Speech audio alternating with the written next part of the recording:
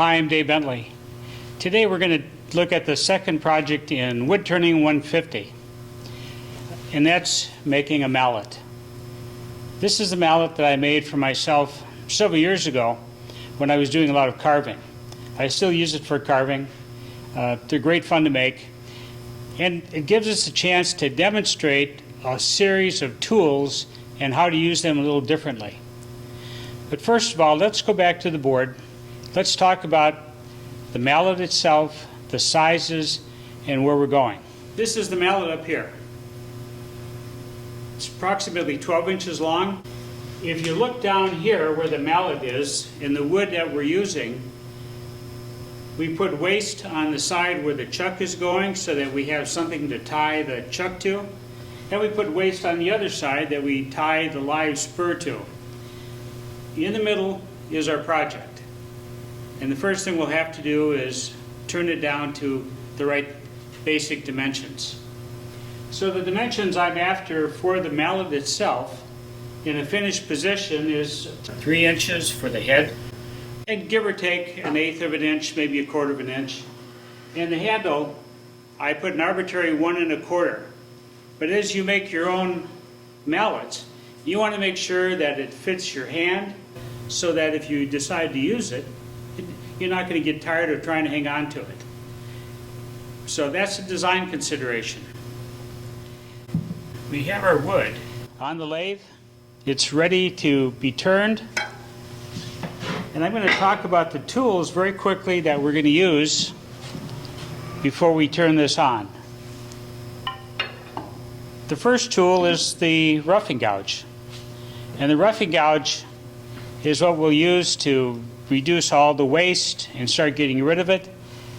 But this particular tool has another use to it that we're going to talk about in this class. The way that it cuts, typically with the roughing gouge, you approach it and you cut it by coming straight into the piece you're working on. We're going to do some of that today, and then I'm going to show you something else you can do with this tool. By turning it and taking the bevel and ride the bevel against the wood, you can also get a very finished cut on the piece of wood that you're working on. And that'll be one of the things that we'll do today with the tools. The other tools, and I have 2 of them, I have 2 shallow fluted gouges. So I can do my beads, do some nice carving with them, and really do some smooth cuts to make everything look good. These are the actual spindle tools, sorry. Toward the end of the cuts, I'm going to use my skew. And the skew reduces the amount of sanding that I do on a project. I can take the skew and do some planing cuts, going across, making it very smooth against those fibers. And I can also use the skew to turn the beads on the end and at the bottom of the actual mallet itself. When all that's done, we'll have to part it off, and we'll probably start with this tool just to make room and start parting things off. And at the final tool that we use for the part of the mallet, where we part the mallet head off, we'll use this parting tool. And when we use it, we're going to try and get a nice finished cut on the head itself. All right, let me clear all this stuff up and get this roughed out, and we'll start turning the mallet. As soon as I have it round, we'll mark the mallet itself, mark where the waste is going to be, and we'll also mark where the chuck is going to be. See you in a few minutes.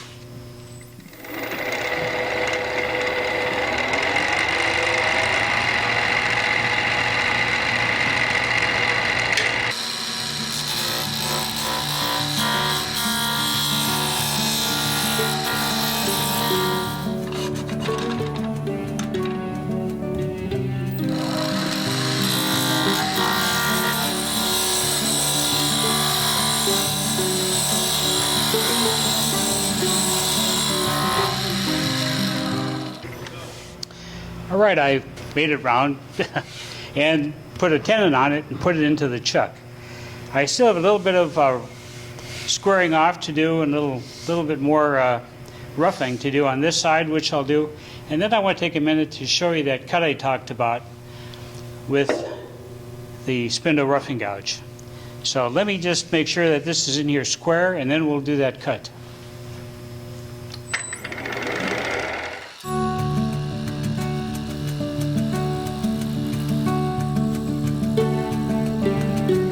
All right. Now I want to show you that cut. So it's a finished cut with the roughing gouge. So typically we all have a bevel. We have a bevel on lots of our tools that we use. And this one's no different. What I'm going to do is take that bevel, put the bevel against the wood, and slowly bring it into a cutting position where it barely starts to cut. And then move it forward across the wood. Let me give you an example. I bring the tool up,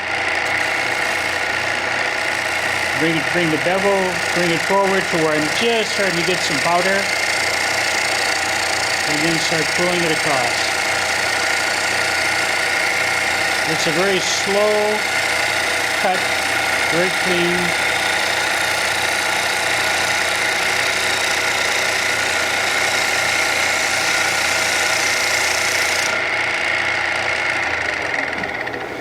Let's see what that looks like. I don't know if you can see this, but the side that we did earlier, it's rough.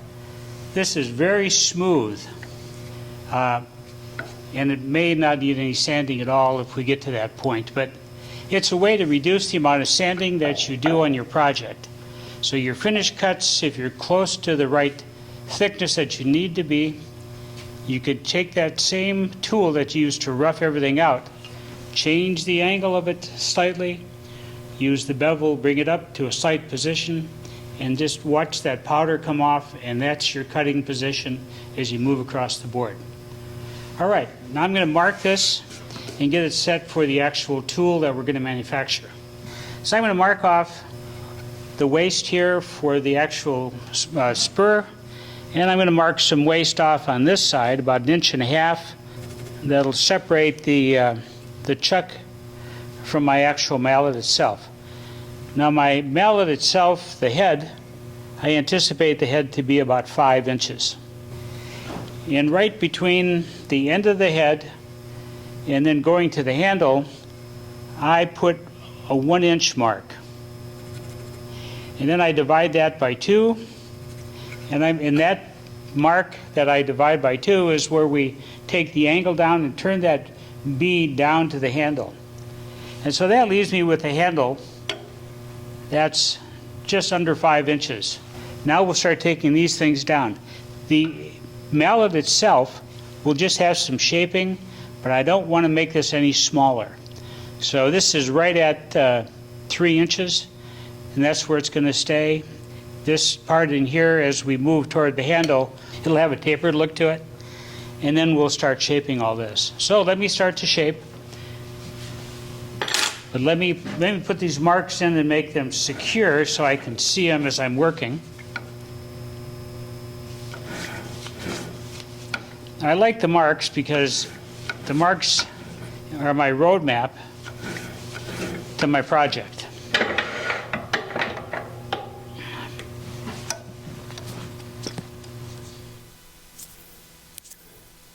One of the first things I'm going to do is I'm going to determine the depth I'm going to cut for the handle. So I need to get a calipers, and so I can mark that, and I'll be back with you in just a minute. Let me set my calipers real quick. I set my calipers for 1 3/8 inches. But before I start taking this down, I'm going to clear up the wood that is connected to my spur drive, and I'm going to make some room at the top for the mallet head. And then we'll go back in and start determining the thickness of the handle.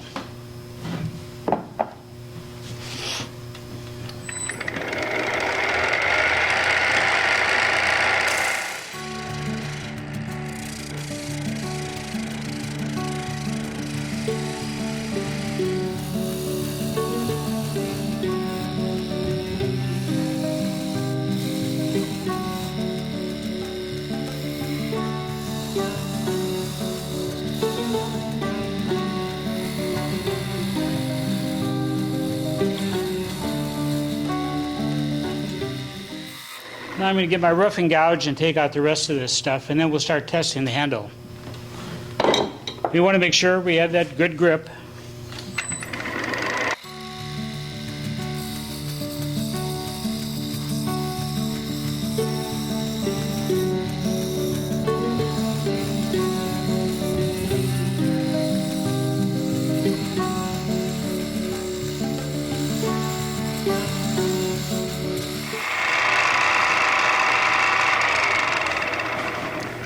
All right, let's get a feel for the handle and see how that feels.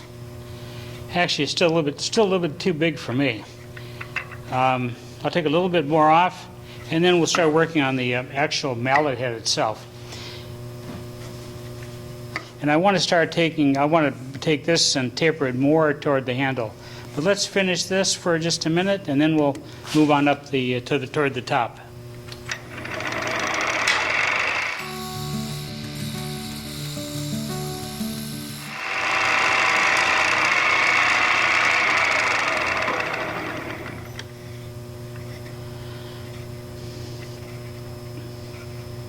Actually, that's starting to feel pretty good. Let's move to the mallet.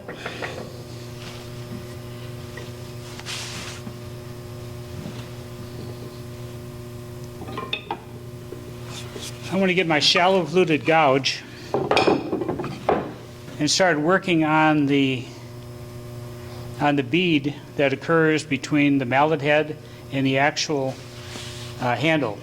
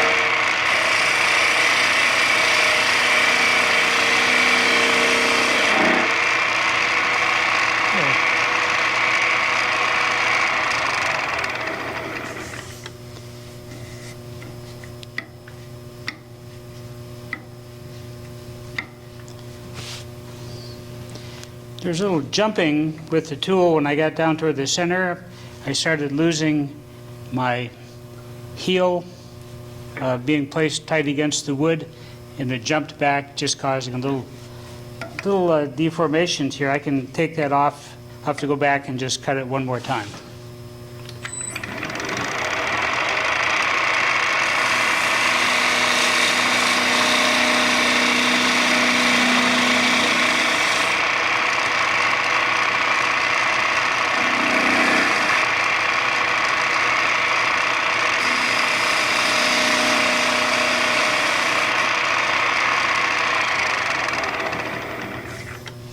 Looks much nicer. Have a little work to do on the handle. Now, before I start approaching the top, I want to get my skew chisel and do some planing cuts in here.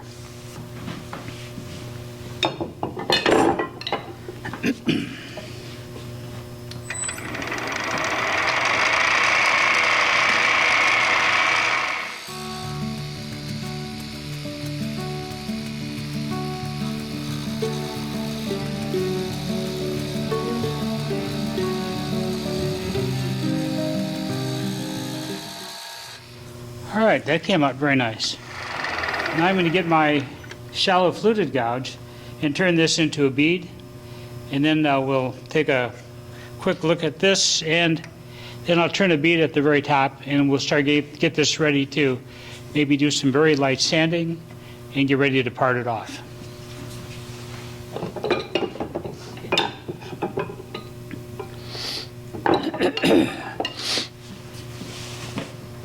So let me turn this into a bead at the end.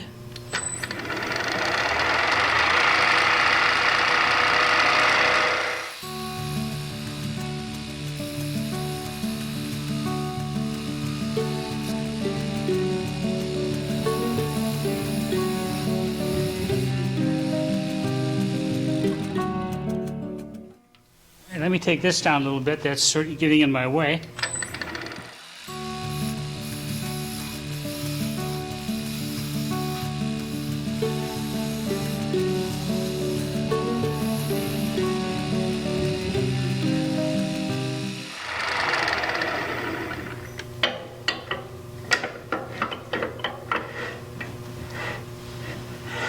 I'm going to move up to the top of the mallet and do a bead at the very top. And then we'll do a little touch of sanding.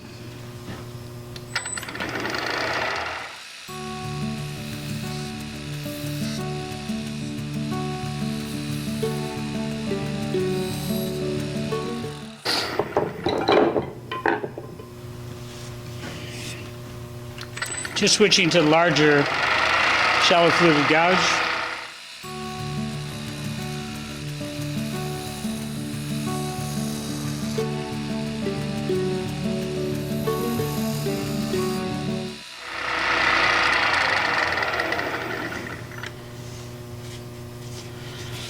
So I have my bead, a bead, and a bead. Let's do a little touch of sanding.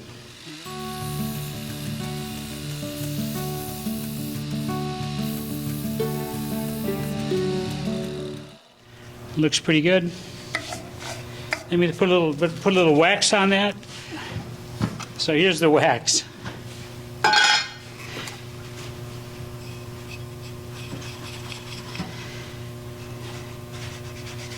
What you didn't see in the background is Jim had everything set up for me because he's behind the camera, and so the top of the wax was all ready to pull off and use.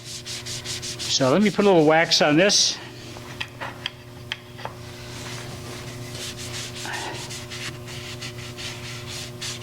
And I like wax with my tools. That way I can wax them as needed. And if by the time I finish with some of my tools, they get beat up anyway. Once I drop them and I hit them with them, hit my chisels with them all day. So this is the wax is just a nice finish. It's easy to put on.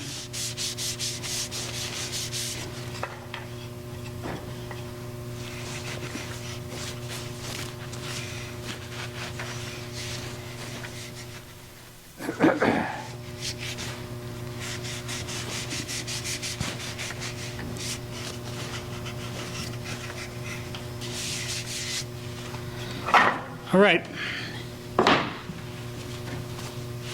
Let me just buff this out just a little bit. Turn it down.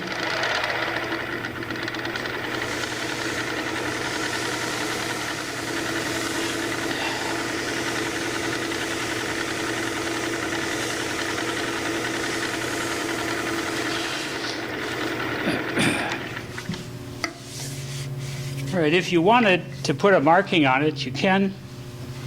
I can take I have a diamond tool sitting here. I'll put a few marks on it, something typical with what I would do with my tools, and it'll just take a second, and then we'll get rid of this, part it off, and then we'll worry about the top.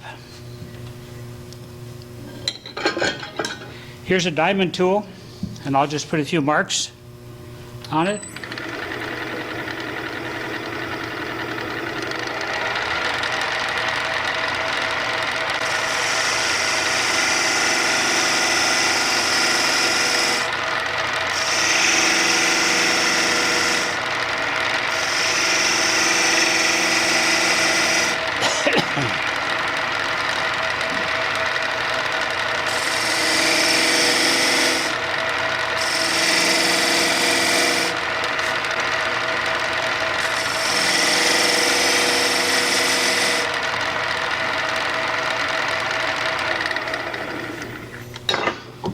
That's pretty similar to most of the rest of my tools. Just a little bit of sandpaper very quickly to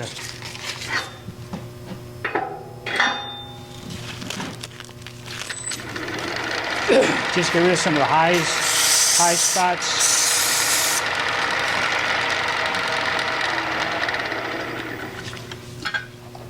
I'll add a little wax to those decorations. You could also take a burning wire to mark them so that people know that, or can see them better. For me, it doesn't make a lot of difference. By the time I start using this, it's going to get beat up, and I'll probably end up waxing it again and again, and cleaning it up, trying to get rid of marks. And it's just a mallet that I will be using, and it'll be a tool. Now let's get ready to take off the end. And I'm going to take my parting tool to remove that.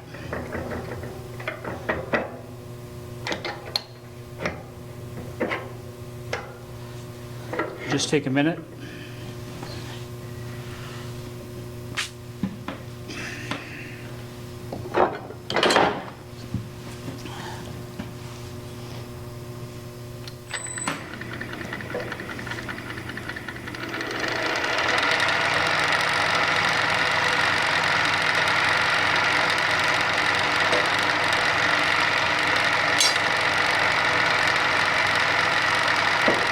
You drop that down just a hair. Now I'm going to bring the parting tool in and make sure that the side of the parting tool is against the wood of the base, so I can get a nice clean cut as I remove this last little piece. So it's got to be tight.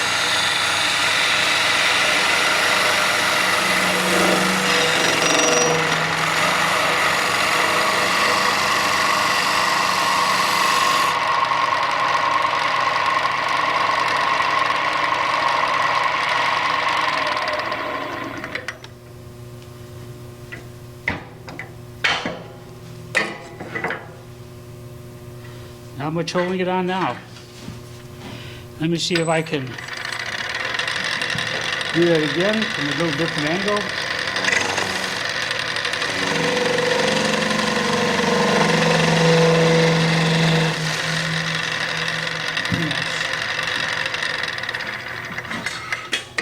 A little sandpaper.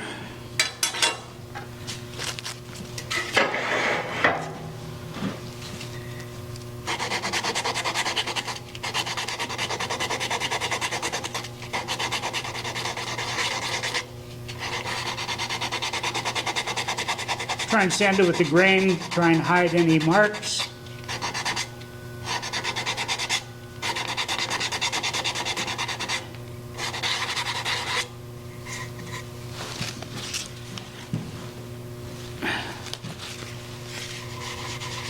We'll wax that, make sure it's nice and clean. Now let's worry about the top.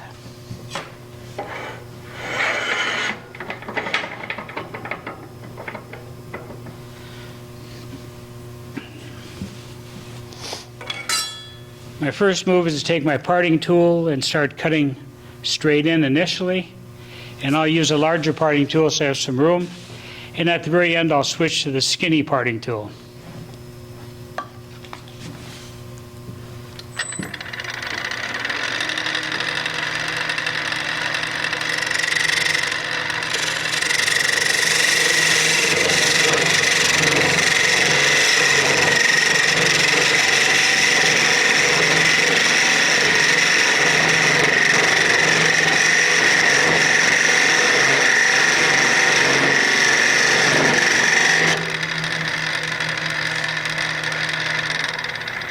All right, I can feel it jumping on me. Let me just do a little bit of sanding in there, and I'm going to switch to a skinny parting tool. But let me do a little sanding first.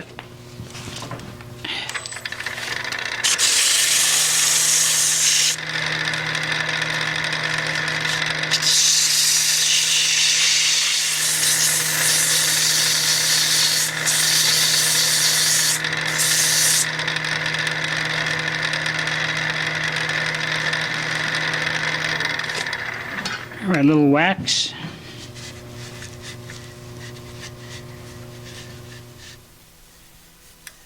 Anytime I can wax something or put some finish on it before I cut it off, I do. It just makes it easier at the very end. Gives me a smaller portion of the piece to worry about.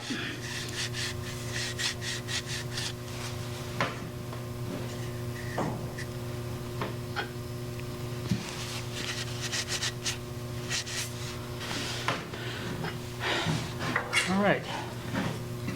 Here's my parting tool. Actually, it's still pretty sharp. Let's take it off with this tool now. I'm going to take this tool, and as I cut, I'm going to put it hard against the top of the mallet as I push it in to try and get a much cleaner cut.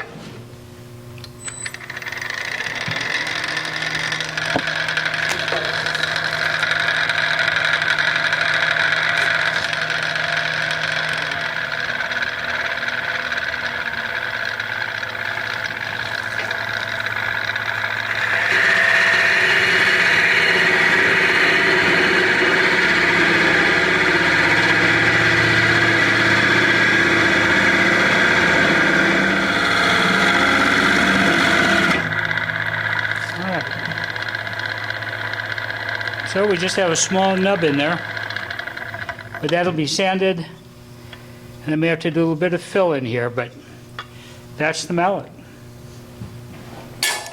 Well, I hope you enjoyed watching. If you have any questions, put them down in the comments section. If you enjoyed it and would like to see more, please subscribe to to this website. Both Jim and I have our videos here, and Jim also has his own website. So, thanks for watching. See you soon.